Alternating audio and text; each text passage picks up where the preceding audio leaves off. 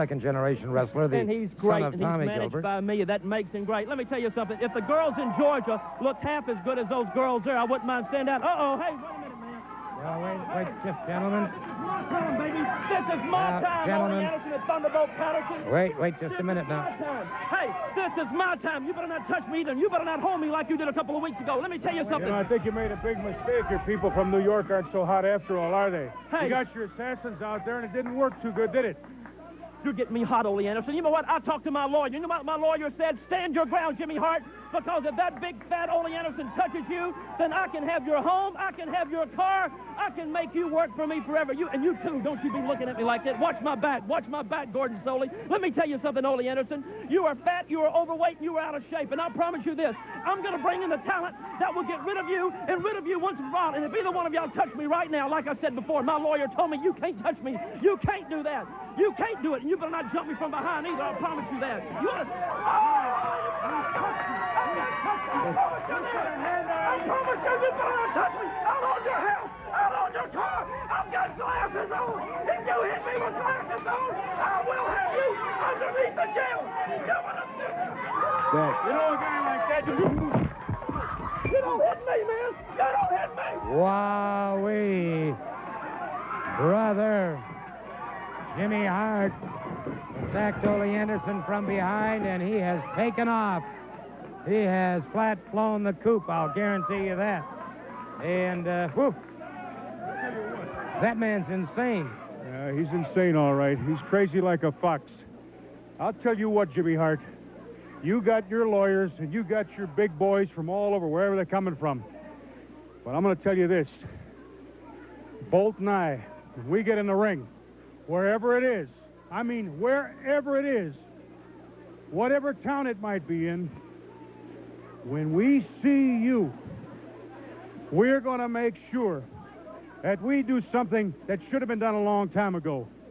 We're going to be your mama, and we're going to be your papa. As sure as I'm standing here, people know I'm not going to make a statement that I don't back up, and this is one statement I'm going to make, and I'm going to back up.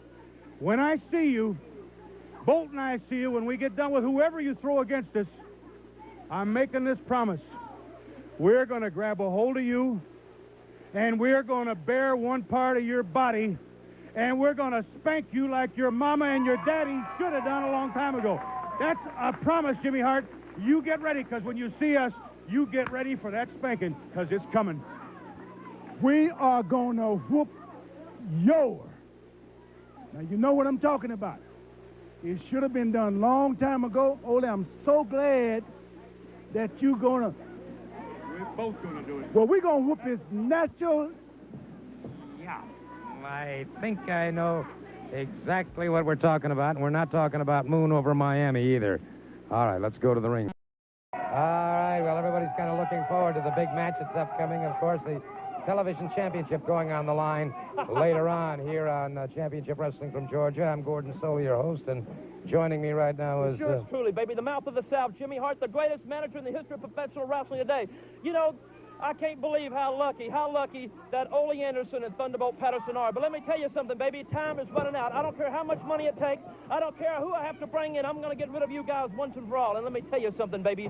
The Terminators are on their way. Remember that. The Terminators are on their way, Gordon Soley. Well, I'll keep that thought in mind for sure. We bring, of course, to the long ride. That's right, Gordon. I'm glad to see you're out in other endeavors as writing a book here. Yeah. And you know what? Gordon Goalie, the author. That was a very good tag team we just saw up there. Those two young gentlemen up there, Brian Adidas and Ron Ritchie. Gentlemen were punks. All right, brother. My brother gets a little upset sometimes. But I'll tell you what, people. When it comes down, they were a good tag team, but they're not this good. They're not the champion. You know, little Jimmy Hart comes running out here in those funky-looking jackets of his saying the First Family and all this. He ain't no First Family. The First Family's right here. The Irwin brothers. We got the belts. You know, Ole Anderson and what's that guy runs around with him? Thunderbolt Patterson. Yeah, they're trying to be somebody, but they ain't nobody. We got the belts, people. Then they got them two Hollywood blonde guys with a little lady running around behind them. They think they're somebody, but they ain't nobody, because we got the belts and we are somebody. And the First Family of wrestling are the Irwin brothers. Scott Hogg and his brother Wild Bill. We're the first family. The first family. Let me tell you people something. You've seen me before, and you've seen my brother before. You saw me beat up Tommy Rich, and in the Omni you saw us beat up everybody that got in our way. Now, anybody else that wants to come up front and put their name on the dotted line, they're going to get beat up too. And let me ask you one more thing, Mr. Sword and Goalie. Who did you ever beat? What do you do? Beat 'em up. We'll be back in just a moment. Fox Baker has joined us. I wonder where your national heavyweight champion, Ronnie Garvin, is. Is he scared because of the challenge that I put on his TV last week? Where's Jerry Lawler? Is he scared of a heart punch? These gentlemen, sooner or later, have to meet the fantastic Ox Baker, and I'm going to beat them one at a time or both together, because one thing that I do, I love to hurt people, and I'm going to hurt them too, gentlemen, whenever they stop running. Well, all right. The challenge has been issued, and if I know Jerry Lawler and Ronnie Garvin, they'll meet that challenge and then some. Let's go to the ring. There you see him, Rick Rude, going up against Mike Starbuck. One fall, 10-minute time limit. And I'll tell you, Mr. Rude is a sensational athlete, former national arm wrestling champion. Now makes his home in Beverly Hills, California. Originally from Robbinsdale, Minnesota, as a matter of fact.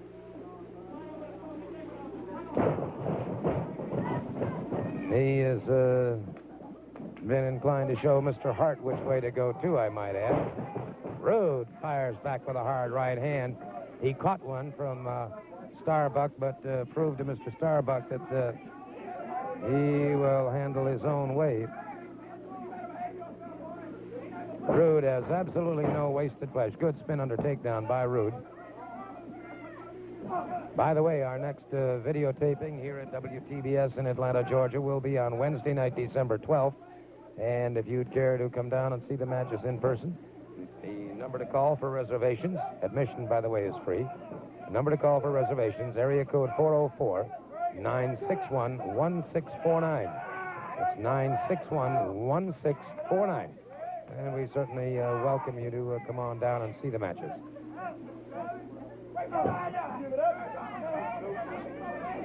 Rick Rude keeping an arm bar now on Mike Starbuck. Mounts the pressure on him. 1, 2, 3, 4.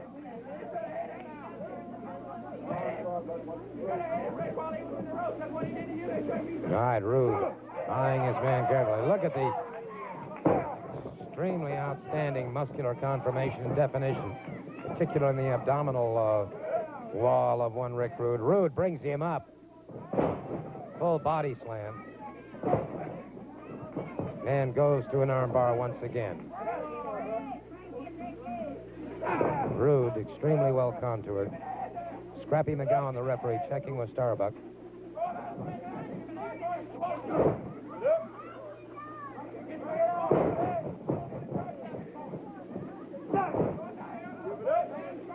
So Rude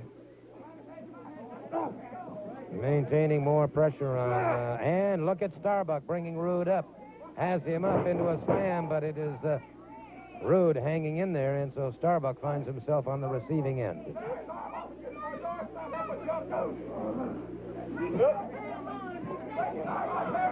Rude with exceptionally powerful biceps, triceps, deltoids, extremely well delivered.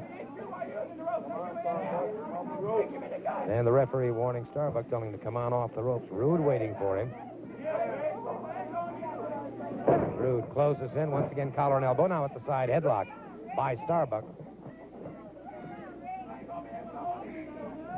And Rude utilizing that tremendous upper body strength. Starbuck got some extra leverage that time that he was certainly not entitled to. And again, Starbuck getting that extra leverage. Being forced to break by the referee.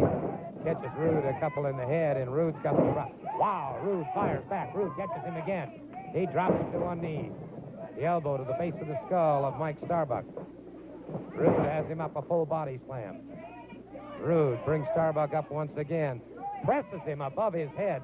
That's 230 pounds of live weight. He's pressed above his head. crashes down across his chest, gets the 3 count.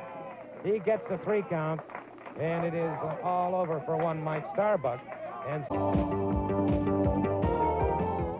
well, with me right now is the original assassin and Jimmy Hart. You better believe it. You know, everywhere I've been having to go lately, I've been having to carry this cane because every corner I go around, these people, these stupid people over here in the arenas, they try to throw beer on me. They try to thump me with cigarettes and try to grab me. Well, I'm not going to do it anymore. I'm so excited I can't even talk. Let me tell you something, man. I've been carrying this cane. You know why? Because on the street corners, I've got to look around for Ole Anderson or Thunderbolt Patterson trying to sneak up behind me and hit me, or Rick Rude or maybe Tommy Rich. Well, I'm throwing this cane away, baby. You know why? Because next to me is my new guardian angel, baby, the assassin. You know, Gordon, you and I go back a ways, and I probably am the most imitated wrestler in professional wrestling today. Of course, you understand that imitation is the most sincere form of flattery, and there have been a lot of people that have tried to ride on my coattails or the coattails of my great reputation, but they can't match the original assassin in ability. Now, you know, we live in the age of specialization. You know, doctors, they specialize in various forms of medicine. Lawyers, they specialize in various forms of law and so on. Well, I specialize in various forms of pain. And when this man contacted me, this man with all of his money and with his great knowledge contacted me and said that he had some things that needed taking care of. I said, how much are you paying? And he said, lots. I said, well, how much is lots? And when he named a figure, then I knew that this man and myself were going to do business. So, Mr. Hart, let me give you my hand right now, and I'm going to tell you and the wrestling world anything that you want done, you lay the coins down, and, Daddy, it will be done. This man can... People are good, but right now we're going to go to a interview. It was made by Jimmy Hart. The only thing I can say that I'm happy about is that we weren't there to listen to him. I know what you mean. It's hearing him talk all the time or get his face up in our face all the time is just, I don't know, he's just disgusting. Well, right now we're going to have to go to Jimmy and his Dirty White Boys in an interview. Well, we're with Jimmy Hart. That means talk, and we're talking about $50,000, a big battle royal, right, Jimmy? You better believe it, Jim. You know, some of the greatest teams in the history of professional wrestling are going to be entered in that big match tournament, baby. And I can't wait to get there. And this is one of the greatest teams in the world today, if not the greatest, Jimmy Hart's Dirty White Boys. But we're going to be there for 2 reasons, because of the $50,000 and also because of Ole Anderson, Thunderbolt Patterson, and Wildfire Tommy Rich. Right, baby? That's right. You know, they say all the teams, the greatest teams in the country, are going to be there, Jack, for this $50,000 tag team battle royal. And the Dirty White Boys going to be there. We're going to ball squall. We're going to climb the wall. And I promise you people one thing right now. I'm making you a promise. We're going to carry that $50,000 home with us for the president of the First Family, Jack. I want you to get ready for it. You look at the baddest team. We know everything, Jack. And we get down there in that battle royal, when we get down to the nitty-gritty, and it's $50,000 on the line, that's what we're talking about, money, people. We're going to bring it home. Get ready for it. Ain't that right, Jimbo? $50,000. We're coming, baby.